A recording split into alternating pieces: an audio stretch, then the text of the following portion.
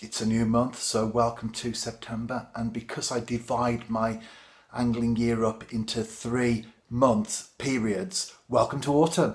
Farewell to tench fishing. I've certainly enjoyed the last 3 months, but I'm most definitely looking forward to what the next three have in store. Starting with this morning, I'm off to a small pond and I'll be float fishing maggots. First drop in, because that's all I'm doing. I'm fishing very close to the bank, and I used maggot in the plural intentionally because it's 2 white maggots on a size 14 hook.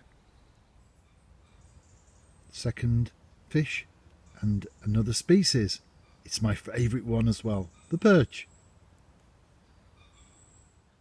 It's gone very quiet after that perch, understandably so, because the water is 18 inches deep, it's very clear, and naturally the fish have done a disappearing act for a while anyway.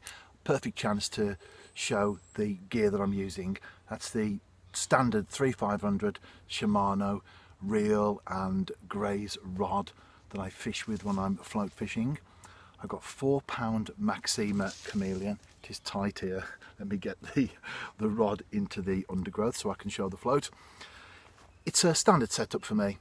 That's a small waggler. The shot on this occasion, either side, nothing at all then until the hook, so that it sinks naturally through the water. It's a size 14 Drennan Super Specialist, and as I've already referred to, the 2 white maggots.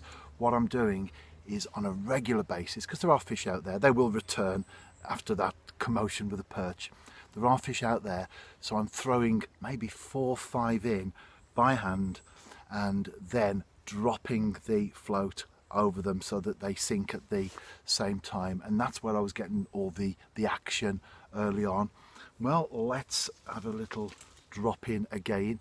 I'm only 1 rod length from the bank, so I'm dropping it off the end of the rod tip itself. It's a small water, and as I've often said, don't neglect small. Small doesn't necessarily mean tiny, does it? And even if you catch relatively smaller fish than you would from other venues, bigger venues, everything is always in perspective, isn't it?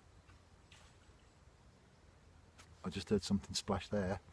I'm looking across the pond to see. I think it's a little bit further on. Good sign though, isn't it, when you come across places and they've got bigger than expected fish within them. And that's the beauty of angling, isn't it? You never know what's out there, do you? To some extent, and certainly on places like this.